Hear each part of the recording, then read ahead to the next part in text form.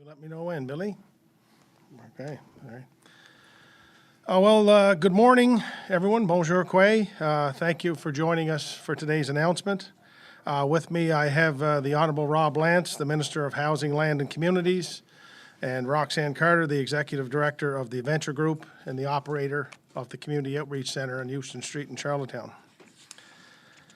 To begin, over the last number of months, our province has seen what every other jurisdiction across Canada and North America has seen, and that is a rise in the population dealing with mental health issues, addictions, challenges, and those experiencing homelessness. For so long, our province was insulated from these challenges, but it is now upon our shores. The challenge is growing, and not just here, but everywhere, as I said. And let me be clear off the top that it's not just in our capital city in Charlottetown that we are seeing the prevalence of these challenges. We are seeing them in communities large and small, rural and urban, across PEI. And after weeks and months of meeting with professionals locally, regionally, nationally, and from across the continent, one thing has become abundantly clear to me, and that is there is no instant fix to dealing with these challenges. There's no magic button to press that would immediately end or cure these challenges that islanders and island families are dealing with. But we have a collective responsibility to help and to address these challenges, and those of us at this table and so many more share and accept that responsibility. It also includes every member of our legislature, every level of government, and every islander. To tackle this adequately and appropriately, we need everyone working together. And over the last number of days, we've had a series of meetings with the City of Charlottetown concerning the delivery of important services for vulnerable islanders in our capital city, as well as the operations of the Community Outreach Center at its current location on Houston Street. We have also heard from dozens of residents in the downtown core that are impacted by the events taking place at the location, at the Outreach Center. We've heard from dozens of parents who attend school nearby the Outreach Center every day. To those islanders, I would say that I've heard the concerns, I hear the fears, I understand the issues, and I'm trying very hard to address them as quickly as I can to make sure we can all live in an integrated city and province that we love and share.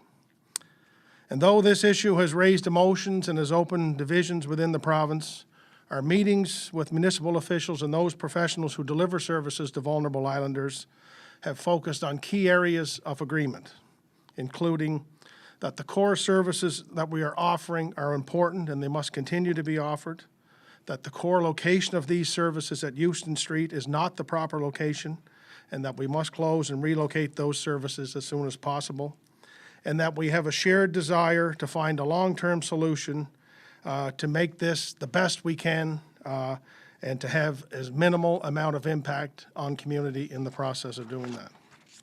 As I said, we've met with the mayor, the deputy mayor, and senior officials with the City of Charlottetown. They have shared their concerns with me and the concerns of their residents. We have heard them, and I would say that they have been professional and they have been productive in our conversations. A number of things, as I said, have become abundantly clear through those conversations. We all recognize the services offered at the Community Outreach Center are important. We recognize that shutting down the Outreach Center would set us back, maybe back to things like tent cities, back to homeless individuals sleeping outside, and will only result in more harm and disruption, and maybe worse than what we see right now. We all recognize, as we say, that the current location at the Outreach Center isn't working. It's adjacent to 2 schools, it's in a residential area, a high residential area, and it's in a very public area of downtown Charlottetown, and we know we need to relocate that as soon as possible. We all agree that we can and we must do better for both the residents and the clients who access these services. We need better collaboration between the health, education, and housing systems and the community programs offered within the Community Outreach Center. So with all that in mind, we are here today to announce that within the coming days, an application will be submitted to the City of Charlottetown to seek permission to temporarily relocate the Community Outreach Center to the government-owned property on Park Street. The temporary variance application is nearing completion now, and we will be presenting it to the city in the coming days. The city, as we know, has a defined process to deal with the zoning application. They will need to thoroughly undertake that process, and we will allow the city to undertake that process without interference. In turn, we are committing today that within 60 days of receiving a positive approval from the City of Charlottetown, that we will close down the Euston Street location and temporarily relocate it to Park Street until we can find a long-term permanent solution for these services and others. We will begin also a community engagement process on repurposing the property on Euston Street, which could include options such as housing or other amenities that the community needs or request. We know that changing the address of the Outreach Center is important, but that it requires much more than that. In addition, we will be introducing a number of supports for residents, including additional funding for enhanced police services, a resident support team, daily cleanup crews, and various accountability measures, such as a good neighbor agreement and a client code of conduct. These services will be implemented as soon as possible at Euston Street and will extend to the new location should it be approved by City Council. And Minister Lance will speak about this in a moment. We will also be continually reviewing the model of program and service delivery for the services operated at the Outreach Center within the community and throughout government to reset and reposition them to ensure they are effective to support clients' needs. To lead this review, we are also announcing the hiring of Carleen Donnelly, a national leader in the field of social services who will work with Roxanne and her stakeholders, as well as to advise a joint task force in the review of the services and with identifying a permanent location for the Outreach Center going forward. It is our hope that the task force would include partners such as the City of Charlottetown, the province, stakeholders, and community members. Carleen is an Islander who was born in Vernon River. She has spent over 30 years in the field, the last 23 working with CUPS, the Calgary Urban Project Society in Calgary, Alberta. CUPS is an organization that is built on the Housing First model, which is a recovery model-oriented approach to ending homelessness that centers around moving people quickly through the system who are experiencing homelessness into independent and permanent housing, then providing additional support and services as needed. This model will be the foundation of for the future permanent site of the Community Outreach Center. Carleen will be meeting with stakeholders in the days and weeks ahead, and we look forward to having Carleen advising on the renewed model of program delivery and service to support clients and residents. And just before I turn it over to Minister Lance to share some additional information, I want to recognize the individuals on the front line of these challenges every day. Roxanne and her team started 18 months ago providing service to about 90 clients each month when they began. Last month, they provided services to 366 unique clients. The challenges are many, and I'm sure some days the solutions seem scarce or hard to find. But I feel, and I know we all feel here, that this move will help solve some of the challenges we're facing at the current location and put us on a pathway to a better future for all who need it. I also want to thank the Mayor and Deputy Mayor for the City of Charlottetown for their discussions and their willingness to approach this situation in a reasonable and responsible way. Their position has always been one that recognizes our joint responsibility to provide services for vulnerable islanders in the capital city and to ensure that their residents feel safe in their homes, on their properties, and on their streets. Though these issues are extremely challenging and emotional, the city, through Mayor Brown, through Deputy Mayor Yankoff, and other officials, have been willing partners in finding strong and reasonable solutions through common ground, and I would say that I would thank them very much for their strong leadership and partnership. We, as a province, will be there to work alongside our municipal colleagues, stakeholders, and partners in the days and weeks ahead to relocate the center as soon as possible, providing we get a positive response at City Council level, and we will provide a new beginning for the center's programs and services. And with that, I will turn it over first to Minister Lance for comments and then to Roxanne Carter-Thompson. Thank you, Premier. Good morning, everyone. I know that today's announcement probably has some people feeling relief, while others probably are feeling a bit anxious. The Community Outreach Center and its operations have been divisive, but I'm here to say that it is a needed service. For some time now, we've worked with the Adventure Group, community partners, the municipal police force, and City Hall to find workable solutions at the current location, but it's no longer working for anyone, clients, staff, or the surrounding community. There have been a lot of other locations considered, but it's been a struggle to find a solution that checks all the boxes we need. I've personally spent a lot of time driving through Charlottetown, scouting properties, calling property owners, and doing site visits. It's important to me that we have the right location for these services where we can maximize the effectiveness of the services we deliver, but minimize the disruption to the surrounding community. And that's a challenge. To the people who rely on the programs and services at the Outreach Center and those who deliver them, we put you in a situation that became very difficult. We can do better. To the residents near the Outreach Center and around the neighborhood, I'm not indifferent or unsympathetic to the difficulties you've faced. To the contrary, I fully understand and I have deep empathy for the fear and anxiety you felt in your homes and on the streets, and we can do better. We're now at a point where we have enough information back from an environmental assessment of the Park Street property to get a good indication as to what type of structures we can use and where we may be able to place them to offer services there on a temporary basis. I've been waiting very impatiently for this report, but given the past use of the property, there are certainly contamination issues that needed to be fully understood. So we're at that point now. There have been some calls for us to just shut down these services outright. We're not going to do that. I know it's distressing for residents to live in a community where you feel unsafe or uncomfortable, but getting rid of the programs and services provided at the Outreach Center would only make the situation worse. I'm hopeful in conversations we've had with the City of Charlottetown, like the Premier mentioned, that we can get council support to move these services to Park Street so we can close the Outreach Center on Euston Street. It's the only viable solution right now and the only option that allows us to move quickly. But I also understand and respect that the city has a decision-making process that they have to follow. This is an acute social issue, and it's a big challenge. And without a doubt, we've had to learn as we go.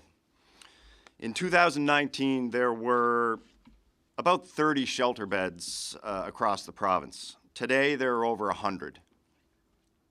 There were maybe a handful of transitional and supportive housing options, and now there are over 50, with another 30 under development. Many of these challenges are reasonably new to Prince Edward Island, and the scope and severity of the problem seem to be upon us really quickly.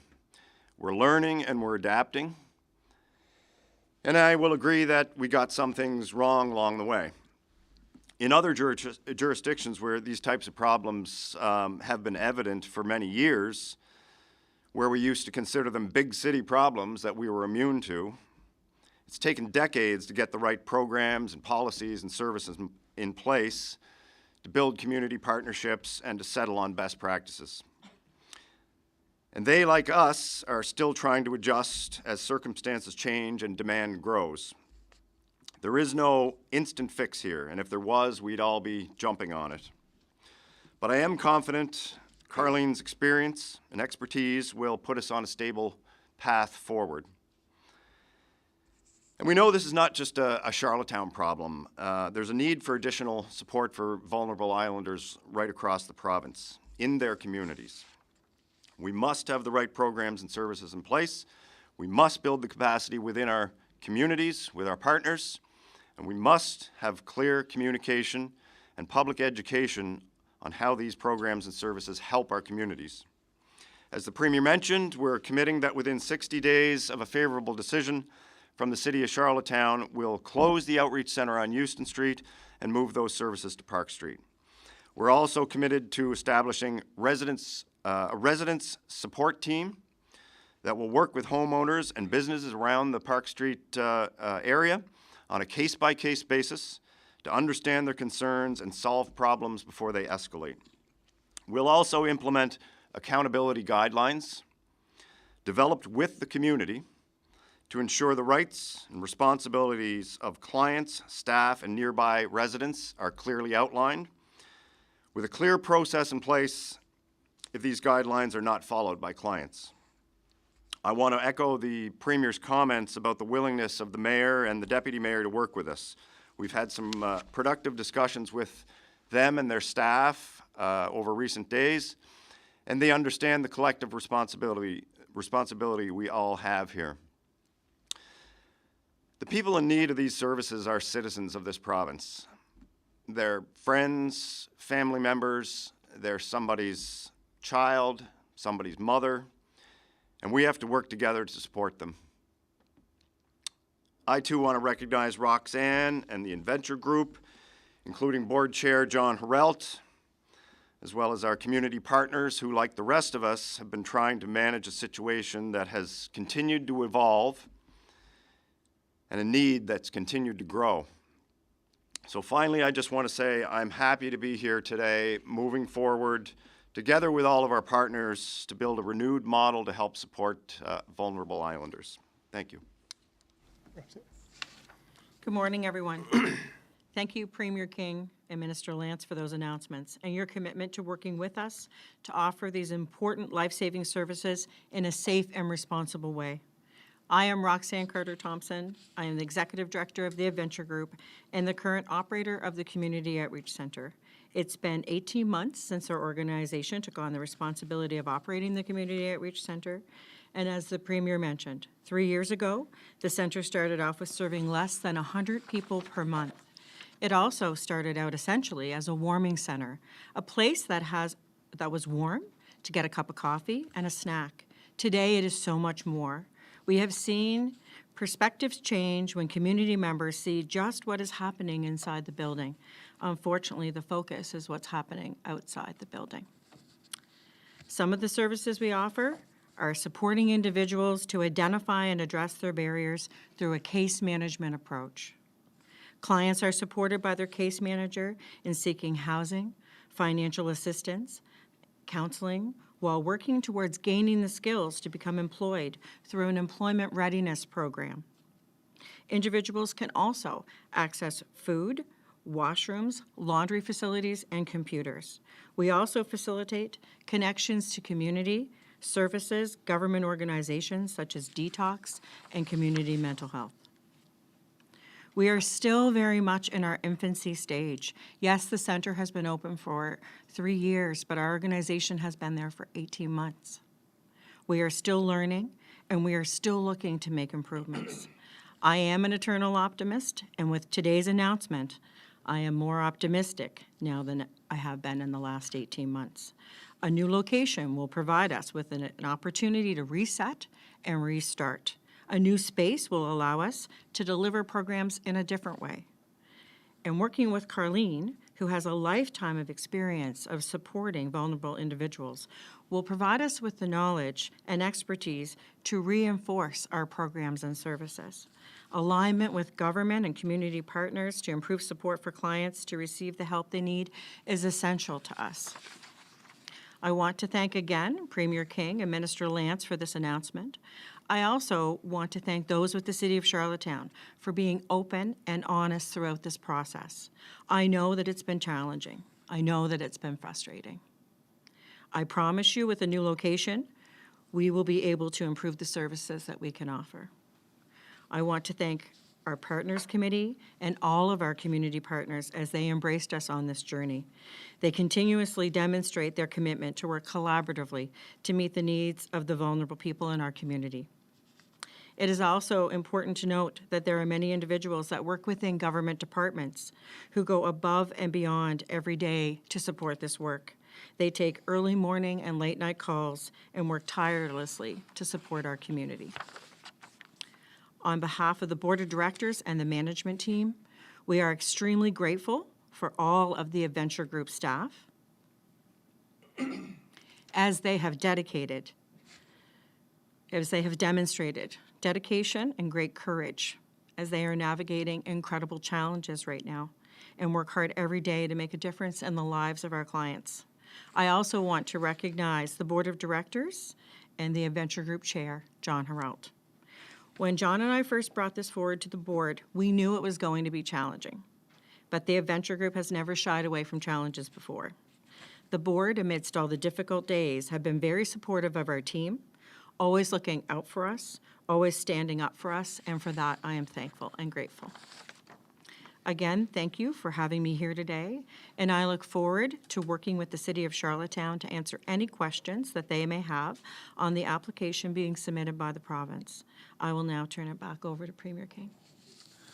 Well, thank you, Roxanne. Thank you, Minister.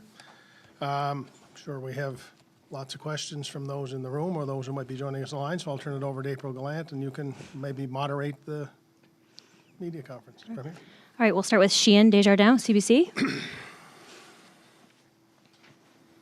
Hi, Sheehan, CBC PEI.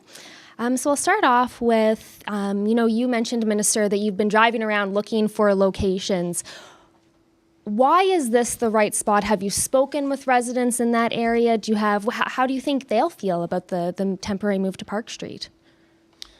Yeah, I have, this has been an issue weighing on me and my staff for some time. And, personally, I've just spent time, driving through the city, wondering what else we may do.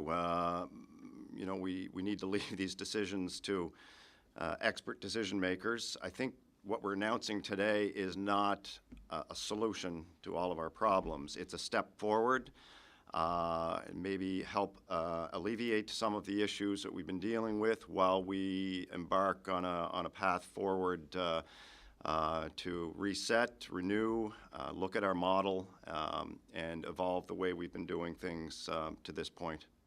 Have we consulted with residents in neighborhoods over there? I have a meeting directly after this news conference with some residents, people in the area, yeah. And a follow-up question, do we have any concerns about how far away Park Street is from the downtown core and the services in the downtown area?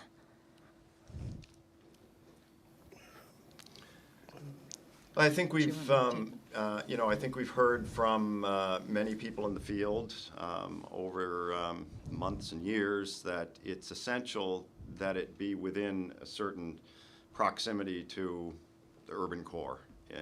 That's generally accepted. Park Street is reasonably close.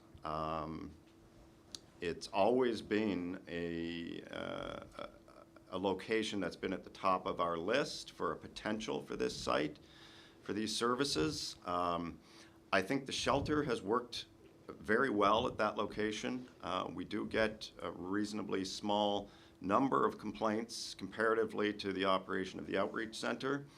And, we are we wish to locate there just on a temporary basis based on how things play out here. And so we won't prejudge what a task force led by Carleen might decide going forward after consultations and reviewing the model to date and what we might do going forward. So this is just an interim measure to get us on a stable path forward. I would say, just what I could, I think the basis of your questions are similar to what many islanders will be asking, and that is, the reality is there is no ideal location for this.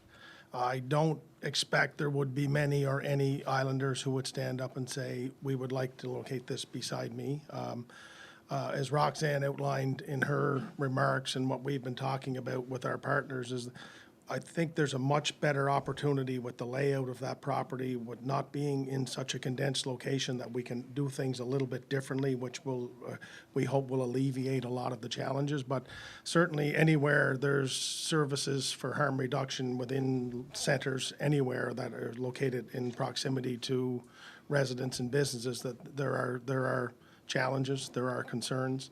And we're working hard to address those. But I think our immediate desire, our need here is to, not just based on the concerns of the city residents, but the operator of the center has been saying this isn't working. We need to have a different place to offer these services, and that's what we're trying to do. But we do so in knowing that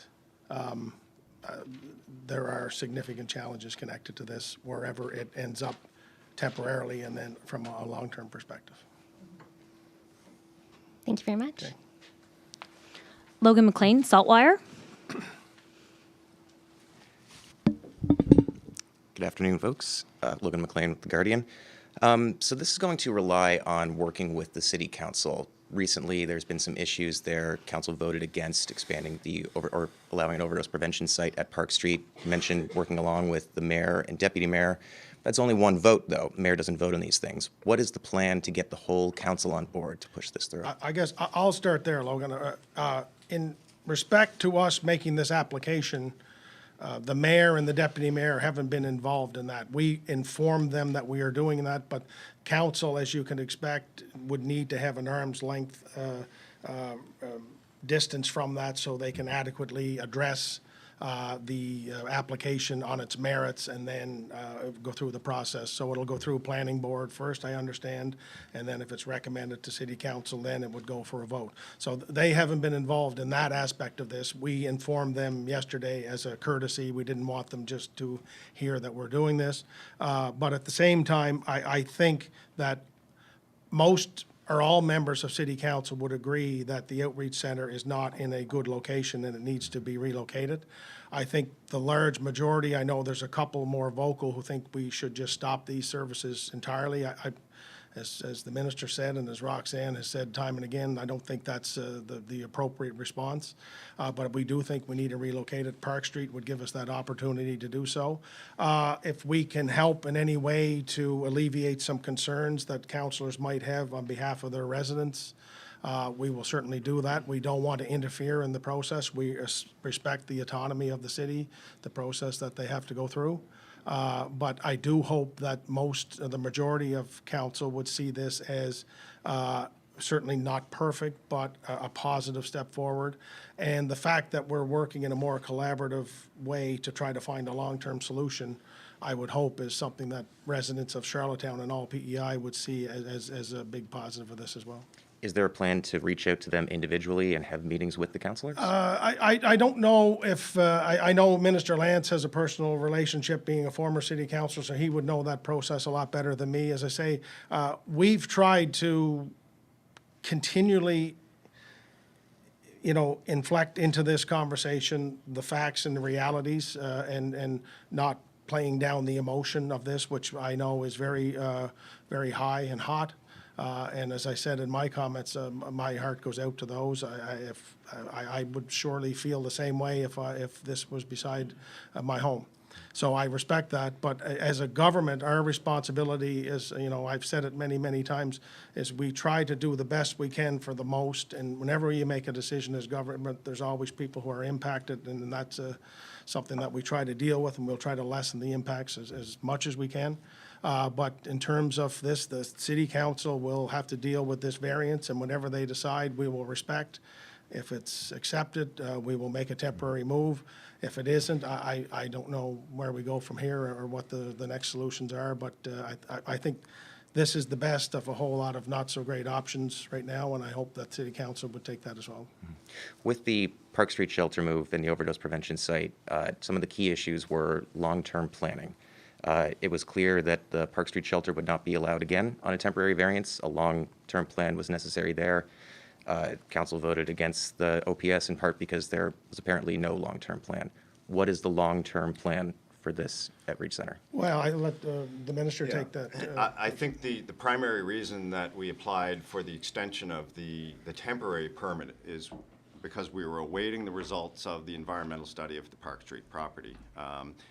Because of the zoning of the property and the steps that are required to go through any sort of permanent planning on that site, we needed more information. We have that information now. We're in a position to ask. I mean, just as recently as a week or two ago, I was in the media saying that we were still waiting for this assessment. We have a draft of that now. It's still an ongoing process, but there's enough information in the draft that allows us to move forward. And I just want to back up a little bit to echo some of the comments that the Premier was making with regard to the city's process that they have to undertake. And as he mentioned, yes, I served on City Council for 8 years. There's still members serving on City Council that I served with at the time. I understand the process they're going through. And, you know, it was pointed out to me that in every other jurisdiction in Canada, municipalities typically have responsibility for many of the issues that we're dealing with here. And for some reason, that's not the case here, and that's fine, but we need to find ways, and I think we're making headway in recent days in discussions. We need to find ways to work more collaboratively, share more information, build a little more trust. And I respect the decision-making process they have to go through. I think you asked about will we be reaching out to them, not to try to persuade, no, but in my opinion, but I think that if they require more information, if they need to discuss the details more about what we're proposing, my door is open, and you know, the more information they have in making their decision, the better. So I'm open to anyone on council who has questions about what's happening and the details they need to make a decision. So that's an open offer. Sounds like there's some room there now, but will there be a long plan presented to the planning board? Well, I think that's what we're talking about here, is it's bringing in Carleen Donnelly and to build towards a long-term solution. But in the process of trying to get to that long-term solution of how we deliver harm reduction services, as the minister said, not just in the capital region, but across PEI, is what Carleen will sort of help lead our forces through, which I think is a very important component of this. What we're trying to do with this announcement is we're trying to alleviate the concerns with the location of Houston Street right now and recognize the need to move from that location as quickly as we can. As I said, it's not an option from our perspective to not offer these services. So we're trying to find that middle ground to get a temporary variance at Park Street while we go through the process of finding a long-term solution with a long-term plan.